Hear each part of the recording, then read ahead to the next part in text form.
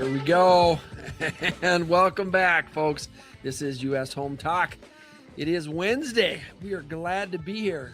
We're happy that you're joining us, whether it's live during the show or later on in the week via podcast or download or streaming or however it is that you connect with us. We do appreciate you.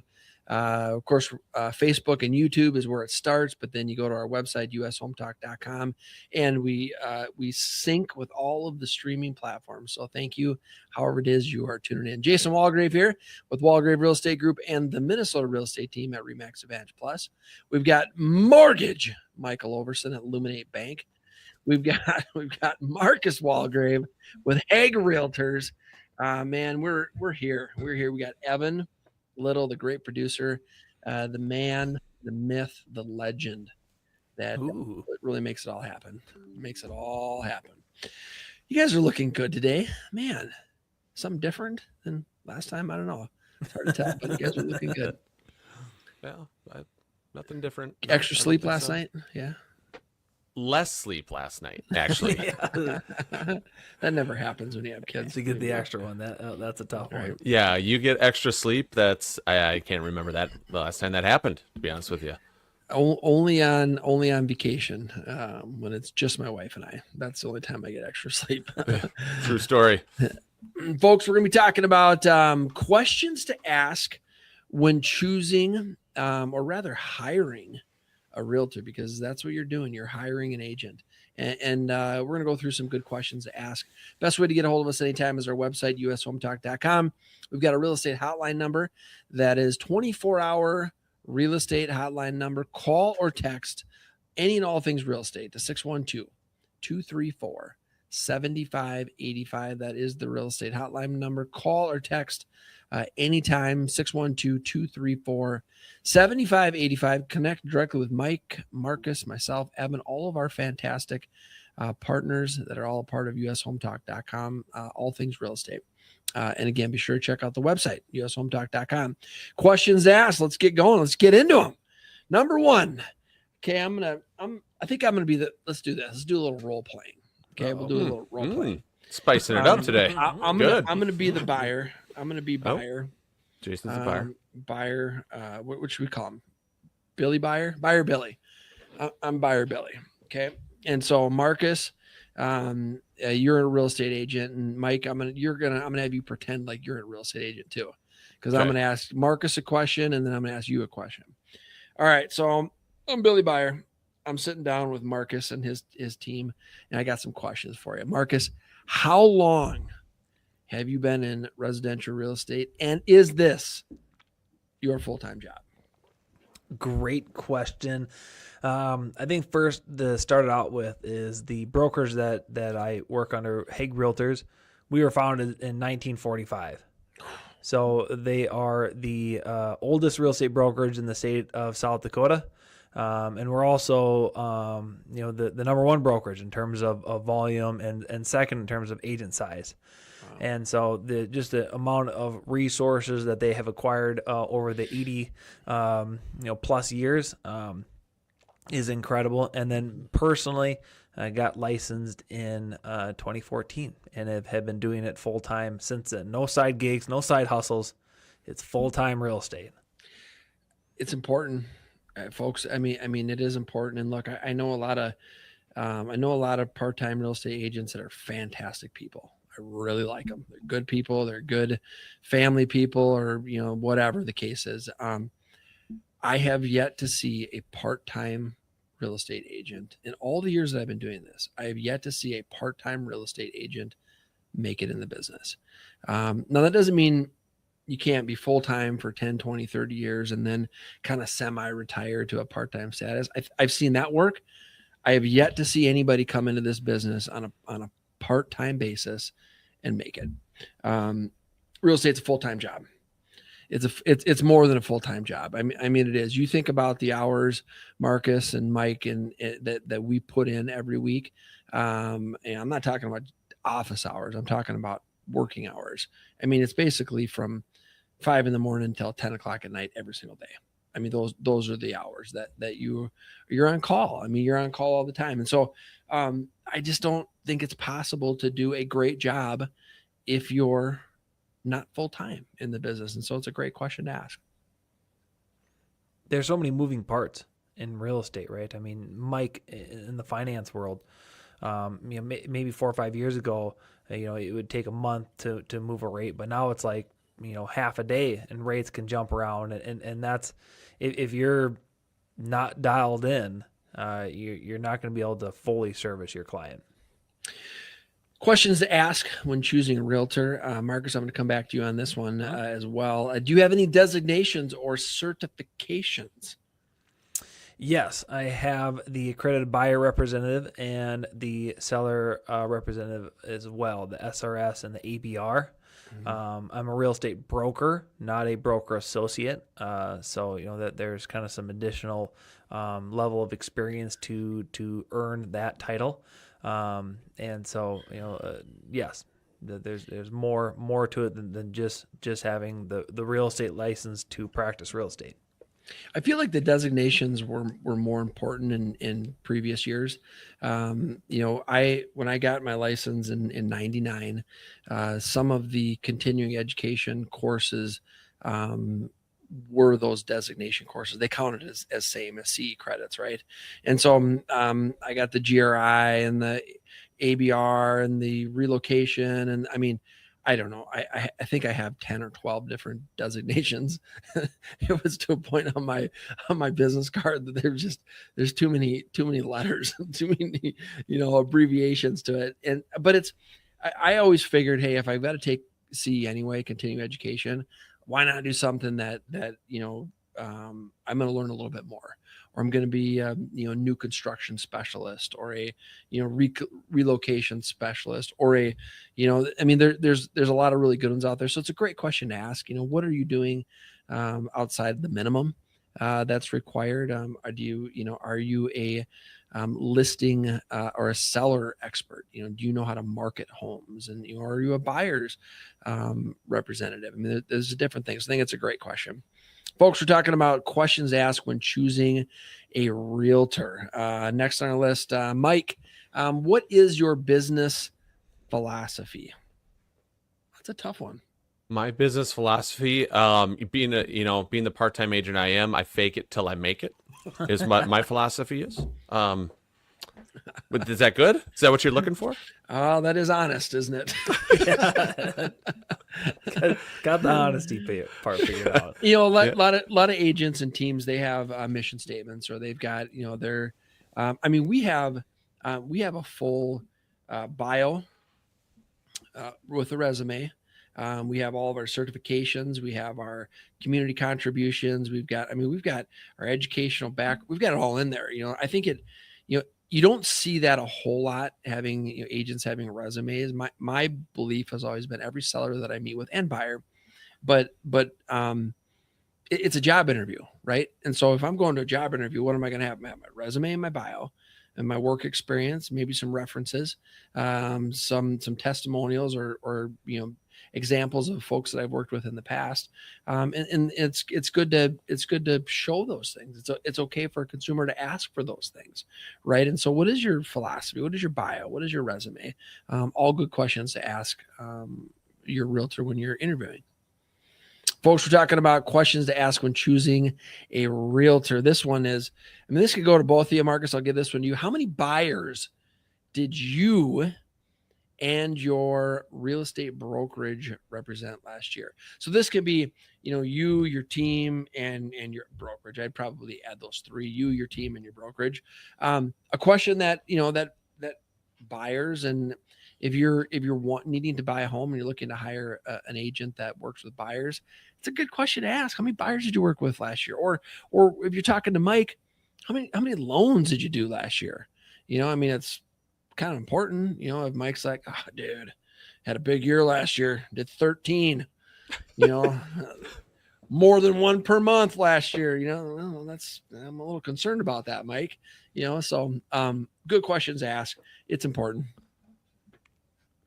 It's one of those things where everyone's like, well, all real estate agents are licensed, right? So can there really be that big of a difference? Huge. Right? it's kind of like, well, yeah, all heart surgeons, went through med school and they obviously passed that. But do you want the guy who, like, is book smart, hasn't done one yet, Yeah. right? Or do you want the doctor who's successfully completed X amount of, like, hundreds of heart surgery procedures or whatever, right? Yep. They're both heart surgeons, right? Yep. They're both licensed. They're both, like, ready to rock and roll. But, like, which one would you go to? Would you go to the book smart one, or you go to the one that's got the experience Give me the experience. all day long, right? Yep. So knowing the amount of transactions that an agent has worked on, whether you're a buyer or seller, asking that specific question, I mean, experience is a huge thing in this business. We all know that. It is. It's huge. Ask questions to ask when choosing a realtor. We're going to do one more, and then we're going to jump over to Jeff O'Brien's legal minute. What's the average variation between your initial offers and final sale price? And so this question has to do with, oh man, this one changes so much depending on how hot the market is, right? Last week we talked about buying in a tight market, or maybe that was a couple weeks ago, whenever. But depends on the market you're in. But that's a good question to ask. I like to provide my buyers with stats. Okay, here's what's going on currently in the market. Let's take a look at last month.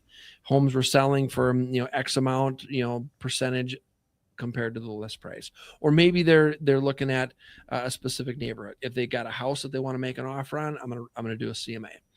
For that house specifically, I'm gonna take a look at the neighborhood. What's the percentages? I want some data. I want some data so that I can properly advise my clients on what their offer should be.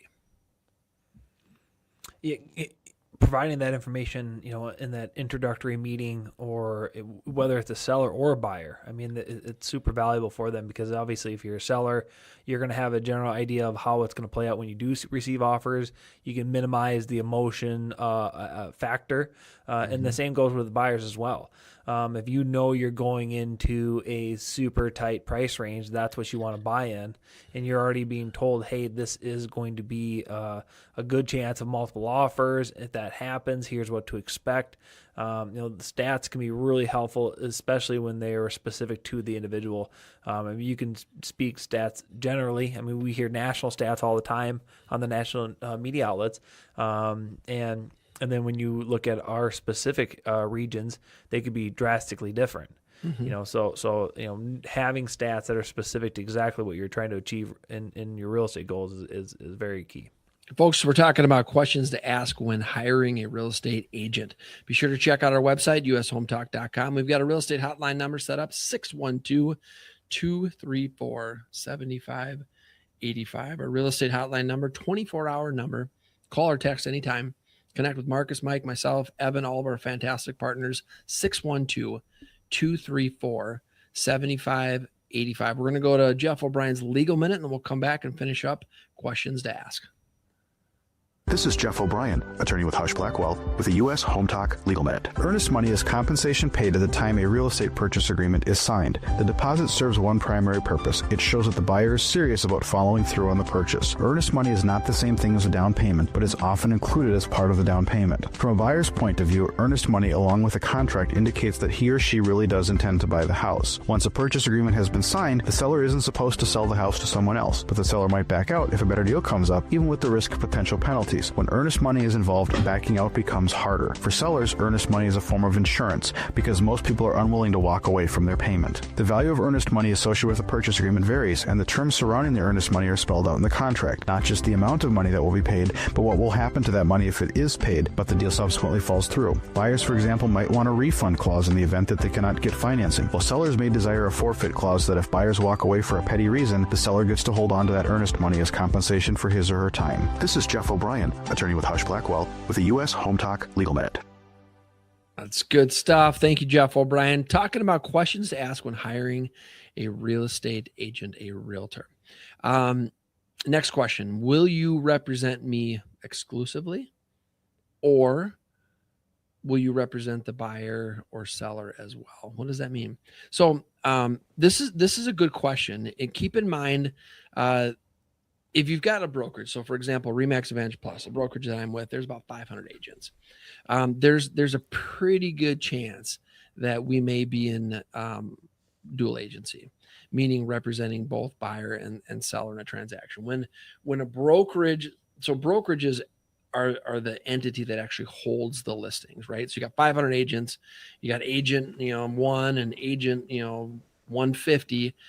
Maybe they've never even met, but they're under the same brokerage. So if one's working with a buyer and the other one's working with a seller, those two end up doing a transaction together. It's considered dual agency. Now, with that said, there are some sellers that we work with, and they're very upfront in the beginning. They say, look, if the buyer calls you directly, I don't want you to represent the buyer. I want you to exclusively represent me as a seller. I am not going to agree to dual agency. Most of the time, sellers will make it a per case decision, meaning, buyer calls me or Marcus directly and wants to offer, X amount over list price with almost no contingencies. The seller probably doesn't care anymore. Right. But it's a great question to ask, will you represent me exclusively, or is it possible you'll be representing the buyer or the seller as well?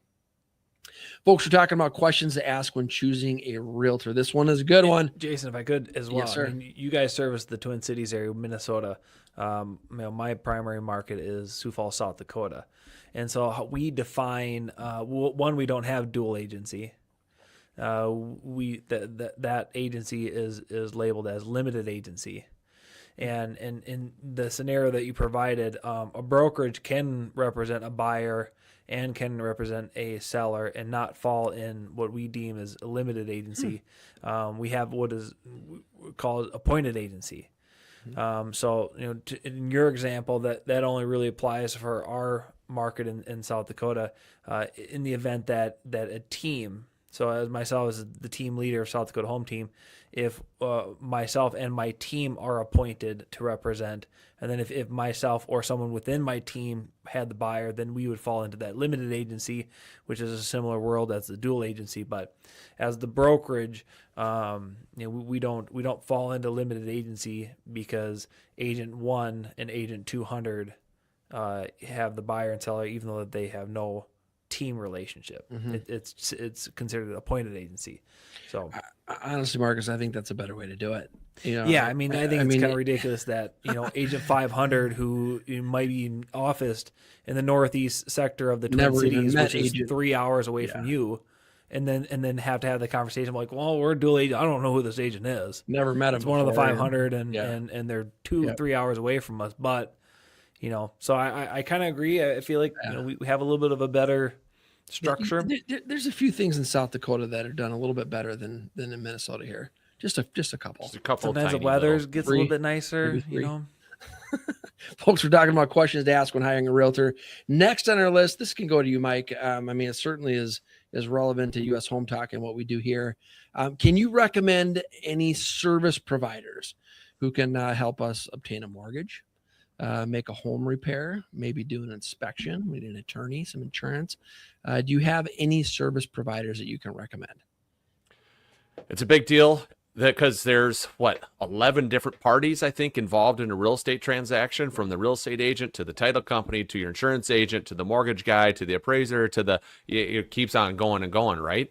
And so just having experience with people in those different fields and figuring out who's the best of the best. Like Jason's been doing, you've been a real estate agent since when? 99 or 2000? 2001, 2021, right? 2023. 2023. Okay, good. Yep. 3 years solid, right? No, but seriously, 26 year, right? Was it 2000? Yeah, 99. 99, right? Yeah, right? It's so you've worked with several different title companies and title closers. You've worked with several home inspectors. You've worked with several of everyone in every aspect of real estate, right? And there's certainly certain people in each industry that stick out above and beyond the others, right? And so now you've built that team around you to say, look, here's my title company, because I've worked with hundreds of title companies and hundreds of title closers, and this person, in my opinion, is the best. They're the best of the best, right? Here's my home inspector, because that person is the best of the best out of the hundreds of home inspectors that my buyers and stuff have had throughout the years. And so having that nice, tight network of, I got a guy. So if you have a situation, I got a guy or a gal, and I know this guy or gal very well from all the experience, from all the hundreds of deals I've done throughout the years. I mean, that's That's huge. It's a big deal, and it shows how important that the team concept is. And I'm not talking about just a real estate agent team. I'm talking about the team, Mike. I mean, you and me and Marcus and Evan on the insurance, trademark on the title work, Jeff O'Brien on the legal side. It's a real estate transaction it's complicated, and there's so many moving parts, and there's so many hands that touch that file to make sure that it's done successfully and to the satisfaction of our client. And so having those partnerships and relationships are key to making it go as smooth as it possibly can, and to have as little amount of stress as possible for our clients. It's not just for the smoothness and the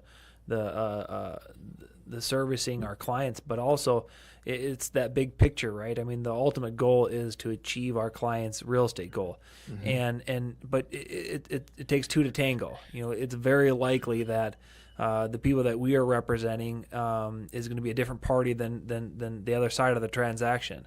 So we talked about this on a previous show. When the other realtor, even though it might be from a different broker, it says, "Hey, I know Jason. I've done deals with Jason. I'm going to tell my client this offer is solid. We should work with them. I know it's not quite as good as the other one, but I know Jason and the team, Mike being the lender, they're going to get us to the finish line." And it even goes beyond that too, in terms of like the vendor list that we're talking about. When I call my handyman, I say, "Hey, can you go do this job for my seller client?" That handyman knows that they're like, "Yeah, I'm gonna put this as a priority because I know I'm gonna be able to get the work done, and I'm not gonna have to worry about getting stiffed or anything because this realtor has my back." Right. And I always, anytime we build these relationships, it's like, "Hey, trust me, you and I, we're on the same page. Whatever happens, if you get the work done, we're going to make sure we get you paid and we're getting you taken care of regardless of where it's coming from. Even if it's coming out of my own pocket, the work's going to get done." And that just makes everybody, super excited about working together and getting deals done. Folks, we're talking about questions to ask when hiring a realtor. Only a couple left on our list here.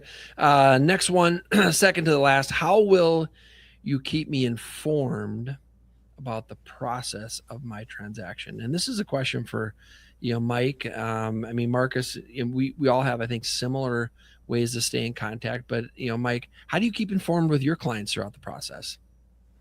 There's a bunch of different ways. On the loan side of things, we have an automated system, right? So as it goes through, like as your loan goes through, hey, it's submitted to processing, submitted to underwriting, underwritten approval, clear to close, appraisals right? ordered, title, appraisal ordered, all that stuff. We have that stuff there too. But I also have like a human team that also provides updates along the way, right? Yep. So we're watching this along the way, and if there's something that is important, like that we should bring up, like, hey, we just reached this milestone. Maybe there was like a one-off situation, right? There's a one-off situation where it's just not your standard normal process. There was something that was going to come up. We're waiting for something to happen. I don't have a specific example now, but it's like, okay, so when that happens, like we got to let them know that this happened, right? Because maybe I identified like an issue up front. Hey, underwriting might have an issue with this piece of it, your job history or something like that, right?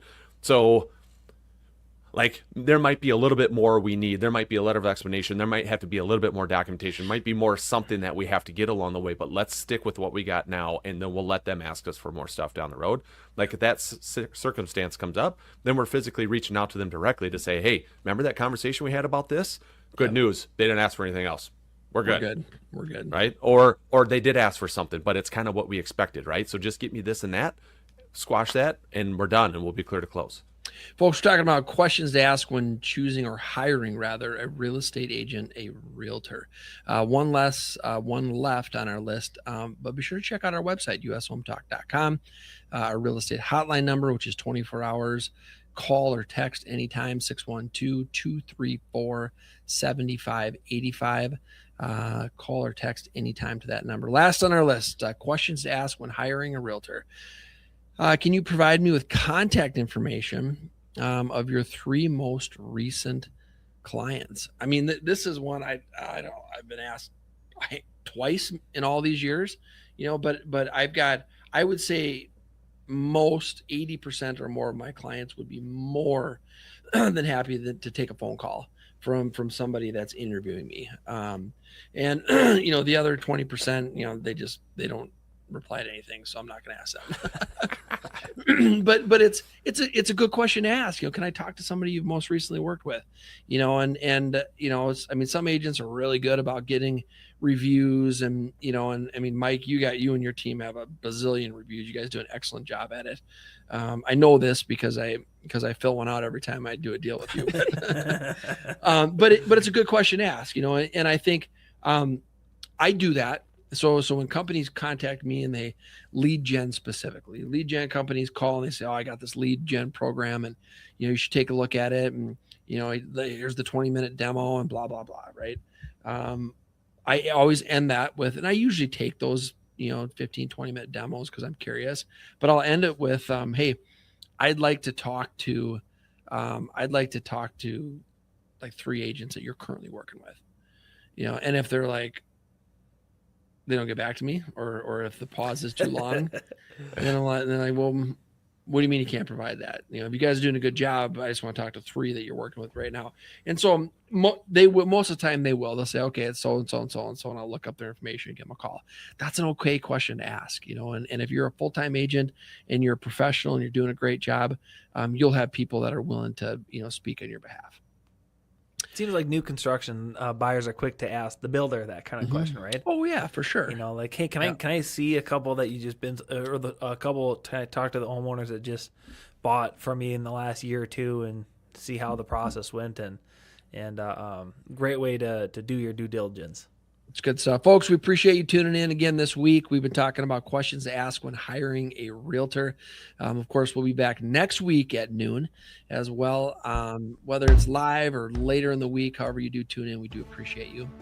Be sure to check out our website, ushometalk.com, and real estate hotline number 612-234-7585. Have a great week.